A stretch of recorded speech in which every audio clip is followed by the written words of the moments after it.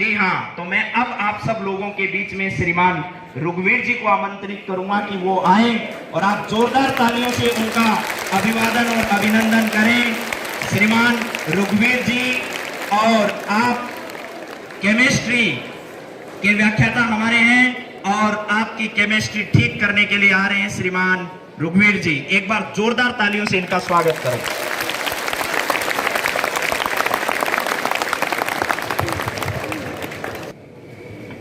मेरे से पहले वक्ताओं ने आपको बहुत सारी बातें बताई हैं, लेकिन कुछ एक चंद बातें मैं आपके सामने रखूंगा। हो सकता है उन बातों से आपके जीवन में कुछ नई उमंग आ जाए, आपको नया कुछ लक्ष्य मिल जाए। अरे आवाज मत करो रे, सीधे बैठो पहले, आवाज नहीं करनी है। सबसे पहले, जैसे लाइब्रेरी व्यवस्था को लगभग 1 महीना शुरू हुए हो गया अपना, तो जिस समय आपका लाइब्रेरी का शुरू किया था उस समय आप जो थे वो आज नहीं है, और अगर कंटिन्यू मेहनत करेंगे तो आज है, उसके बाद अगले 1 महीने के बाद आप वो नहीं होंगे जो आज हैं। आप में बहुत सारा चेंज आ जाएगा, आपके बहुत सारे पॉइंट हैं वो याद हो जाएंगे, आपको जो पहले दिक्कत थी वो दिक्कत नहीं रहेगी। जिन्होंने भी प्राइज लिया और जिन्होंने भी प्राइज नहीं लिया, जो भी हम यहाँ बैठे हैं इस प्रांगण में हैं, चाहे मैं हूँ चाहे आप हैं, एक तो इस बात की गवाही है कि हम कभी भी असफल नहीं हैं, क्योंकि सबसे पहले तो हमारा जन्म ही मेडिकल साइंस को चुनौती देके हुआ है। मेडिकल साइंस मानती है कि अगर 9 डेसिबल से ज़्यादा का दर्द होगा तो व्यक्ति की मृत्यु हो जाएगी। हमारी माँ ने 15 से यो मान लीजिए कि 12 से 15 तक डेसिबल के दर्द को सहन करके हमारा जन्म दिया है। इसका अर्थ ही ये हुआ कि प्रकृति अगर हमें मारना चाहती, ईश्वर अगर हमें मारना चाहता, भगवान अगर हमें मारना चाहता तो हमारा जन्म ही नहीं होता।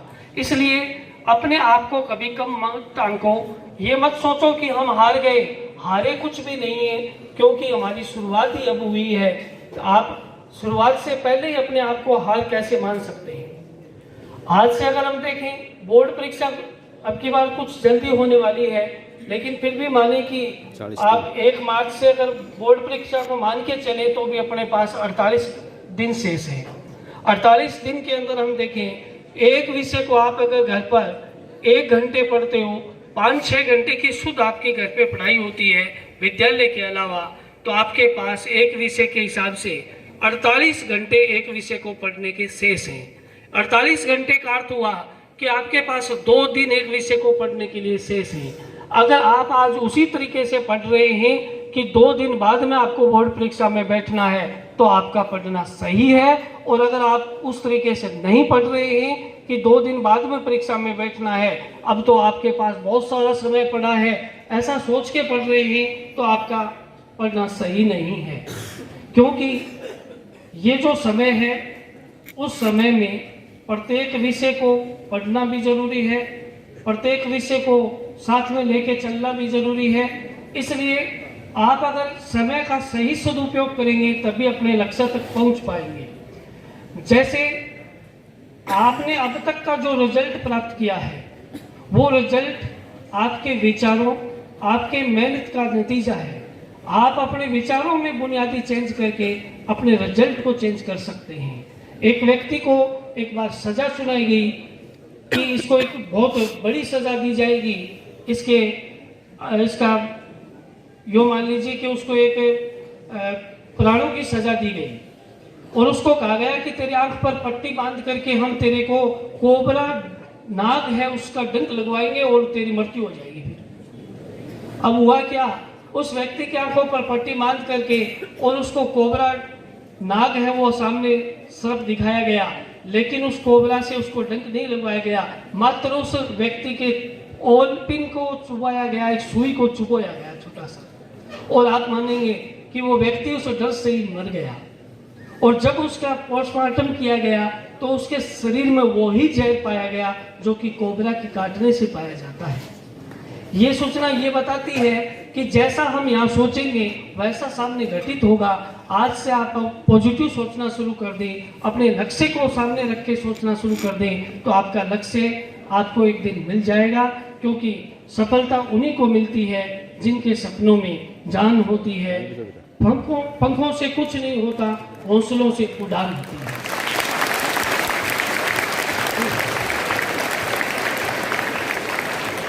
अगर हम अपने लक्ष्य को बड़ा रखेंगे तभी अपना लक्ष्य अपने लिए के हमेशा प्रेरणा बनेगा। लक्ष्य बड़ा है यानी सामने पहाड़ बड़ा है, ये आपको तकलीफ नहीं देगा।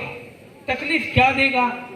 तकलीफ ये देगा कि आपके पैर में अगर जूता है और जूते में छोटा सा भी कंकड़ है तो आपको वो चलने नहीं देगा। आपको सबसे पहले अपनी समस्याओं को छांटना पड़ेगा। आपको अपनी समस्याएं एक तरफ इकट्ठा करनी पड़ेंगी। लगभग मैं मानता हूं कि 1 महीने के इस पिछले लाइब्रेरी के टाइम में लगभग आपने प्रत्येक सब्जेक्ट को पढ़ लिया है या अंतिम चैप्टर में आप चल रहे हैं। इसका अर्थ है कि आपको आपकी समस्याओं का पता है। आप अपनी समस्याएं अपने विषयाध्यापक के सामने रखिए, आप उनको हल करवाइए, आप उनका हल जानिए। क्योंकि समस्याएं हमारी हैं तो हल हमें ही ढूंढना पड़ेगा। हमारी समस्याएं हैं तो यूं मत सोचिए कि सरकार को मुआवजा देगी, बोर्ड के माध्यम से कोई प्रावधान होगा कि आपको 4 क्वेश्चन नहीं आएंगे तो आपको कुछ एक्स्ट्रा बोनस मिलेगा या कोई आपकी फीस रिटर्न होगी। ऐसा कुछ नहीं है। तो आपकी समस्या है, हमारी समस्या है, तो समाधान भी किसको ढूंढना होगा? हमें ही ढूंढना पड़ेगा। अगर हम अपनी हिम्मत को नहीं हारें और लगातार हम आगे बढ़ते रहें तो याद रखने वाली बात यह है कि इंसान को कभी भी हिम्मत नहीं हारनी चाहिए। क्योंकि पहाड़ों से निकलने वाली नदी आज तक नहीं पूछती कि समुद्र कितनी दूर है, वो लगातार बहती रहती है, अंततः वो समुद्र तक जा पहुंचती है। आपको अगर अपना लक्ष्य तय कर लिया है कि ये अपने को करना है तो फिर अपने को रास्ते में बीच में भटकने की जरूरत नहीं है। आप अपनी कदम को आगे बढ़ाए रखें, निश्चित रूप से अपनी मंजिल को प्राप्त करेंगे। आप में से अगर किसी को कहा जाए कि तो निरा गधा है और किसी दूसरे को कहा जाए कि वाह भी वाह शेर, क्या बात है, क्यों भाई दोनों ही जानवर हैं। गधे का नाम लेते ही मायूस, शेर का नाम लेते ही ग्रह सीने से फूल जाता है, जबकि है दोनों जानवर। ये अंतर क्यों है? ये अंतर इसलिए है कि सुबह से शाम तक गधा बोझ ढोता है, शाम को उसको खाने के लिए चारा मिलता है। शेर यही काम 5 मिनट में करता है। 5 मिनट छलांग लगाई, खाया पिया, सोया आराम से। तो जो गधा जिस काम के लिए 8-10 घंटे मेहनत करता है वही काम शेर 5 मिनट में निपटाता है। इसलिए वो शेर है, इसलिए वो जंगल का राजा शेर है। आपको शेर की तरह बनना पड़ेगा। समस्याओं से लड़ना होगा, समस्याओं को जड़ से मिटाना होगा। आप कुत्ते को डंडा मारिए, कुत्ता डंडे को पकड़ेगा क्योंकि वो सोचता है कि डंडे में समस्या है। और आप शेर को डंडा मार के देखिए एक बार, डंडे को नहीं पकड़ेगा, समस्या को ही मिटा देगा।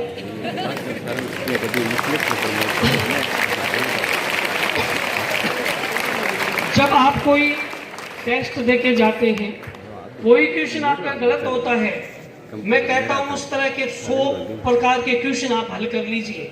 आपका कोई थ्योरम गलत हुई, कोई गणित का क्वेश्चन गलत हुआ, कोई समीकरण गलत हुई, कोई न्यूमेरिकल गलत हुआ, कोई नामांकित चित्र गलत हुआ, मैं कह रहा हूं पूरी किताब के नामांकित चित्र याद करके रख दीजिए। आपका कोई क्वेश्चन गलत होगा, उस तरह का पूरी किताब का क्वेश्चन हल करके रख दीजिए। देखते हैं अगली बार गलत क्या होता है। कुछ भी गलत नहीं होगा।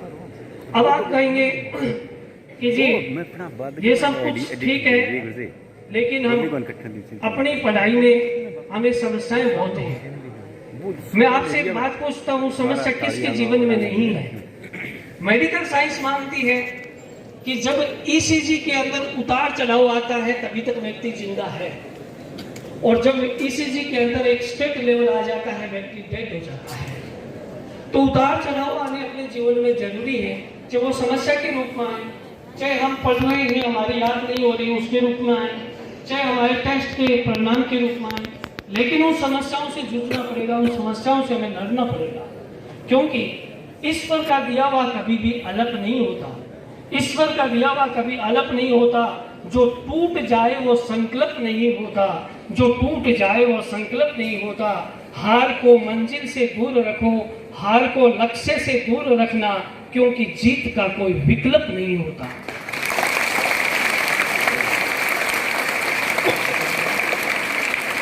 आप सोचते हो कि आपके जीवन में समस्याएं हैं। सुबह उठ करके जंगल में हिरण को दौड़ लगानी पड़ती है, क्योंकि हिरण दौड़ नहीं लगाएगा तो शेर खा जाएगा। उसको जीवन बचाने के लिए दौड़ना है, और शेर को भी सुबह उठ के दौड़ लगानी है, क्योंकि दौड़ नहीं लगाएगा तो भूखा मर जाएगा। तो अपने क्या मानते हैं, हर जो जीव है उसको अपने आप में कोई न कोई संघर्ष करना पड़ता है, क्योंकि जब तक संघर्ष है तब तक जीवन है, और जिस दिन संघर्ष नहीं है उस दिन जीवन खत्म हो जाएगा। इसलिए अपने को लगातार आगे मेहनत करनी पड़ेगी। हमें किसी को डरने की जरूरत नहीं है, क्योंकि जो भी परिणाम है वो अपने अनुकूल आएंगे। बचे हुए समय का हमें सदुपयोग करना है। आप अगर किसी रास्ते से जा रहे हो और आपके सामने कोई कुत्ता आ जाए और आप उससे डर करके भागने लगे, तो कुत्ता आपसे पूछेगा नहीं कि मैं तेरे पीछे भागूं कि नहीं भागूं, वो अपना काम करेगा। और अगर उसी कुत्ते के सामने हो जाओ एक बार पहले आ जा, तो वो कुछ नहीं बिगाड़ेगा आपका।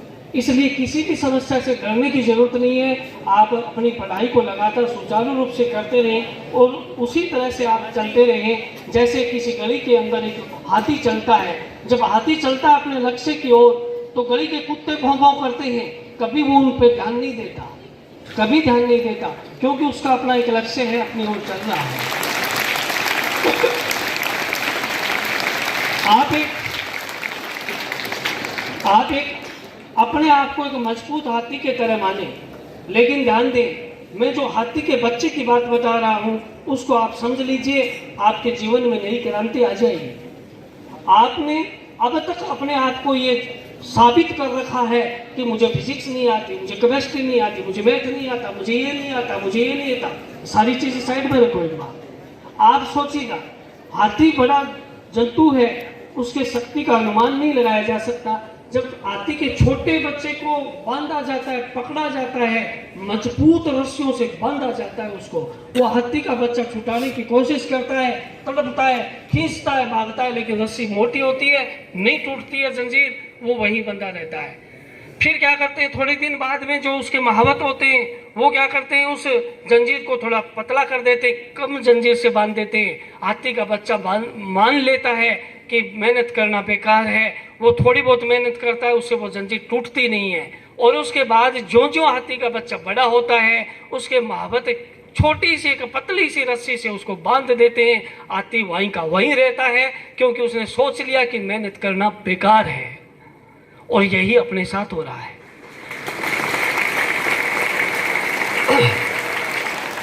जैसे एक बड़े हाथी को कई बार महावत बैठा करके बांधते थे कि नहीं है, उसके पास जाकर ऐसे बांधने का नाटक करके आ जाते हैं और उसी से बांध लेता है हाथी, क्या मैं तो बंधा हुआ है, कोई कोशिश करना बेकार है। जब हम ये चीज मान लेंगे तब अपना रिजल्ट डाउन हो जाएगा। क्योंकि आपने सुना होगा अलादीन के चिराग की कहानी, जिसमें उस अलादीन के 3 ख्वाहिशें थी, लेकिन आज अगर उसी कहानी को दोहरानी पड़े तो ख्वाहिशों का कोई अंत नहीं होता।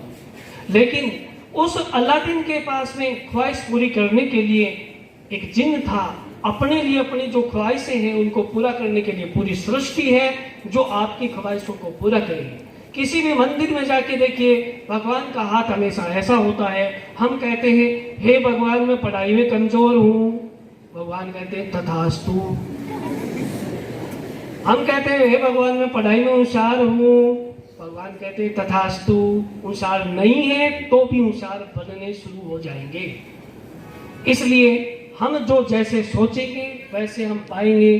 अगर हम अपने लिए मेहनत कर रहे हैं, थोड़े से दिन बचे हुए हैं, थोड़ी सी मेहनत और करनी है, आपने अपने सिलेबस को पढ़ रखा है, समस्याएं आ रही हैं उनको निपटाते जा रहे हैं, और अंत में जाके आप क्या कह रहे हैं, कोशिश करना बेकार है। भगवान क्या कहेंगे, तथास्तु। वापस रिजल्ट डाउन हो जाएगा। इसलिए लगातार अपने आप को पॉजिटिव रखना पड़ेगा। अगर पॉजिटिविटी के साथ में अगर हम आगे बढ़ेंगे तो निश्चित रूप से अच्छा हमें रिजल्ट मिलेगा। क्योंकि ध्यान दें, अपने लक्ष्य के लिए आगे बढ़ना पड़ेगा। किसी के कहने से अच्छा और बुरा नहीं हो जाता। अगर किसी के कहने से अच्छा और बुरा होता तो ये दुनिया या तो स्वर्ग होती या नरक होती। इसलिए अपने को इन बातों पे ध्यान नहीं देना है। अपने को लगातार वो काम करते जाना है जो आपके लिए अच्छा भी है और सच्चा भी है। आपके लिए अपनी मेहनत को और आगे बढ़ाना है।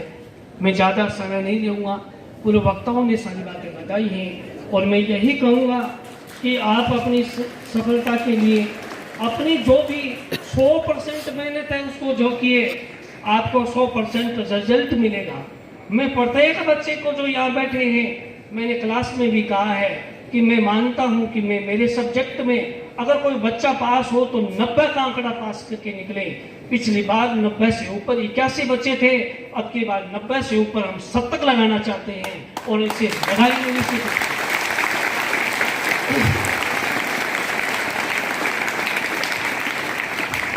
तो मैं अपने इन्हीं शब्दों के साथ में सभी का एक बार पुनः धन्यवाद देता हूँ। बहुत बहुत धन्यवाद ऋग्वेद जी सर। अब एक बार सीधे बैठो वापस। हाँ, अब जोरदार ताली बजाओ दोनों हाथ ऊपर उठाते हुए।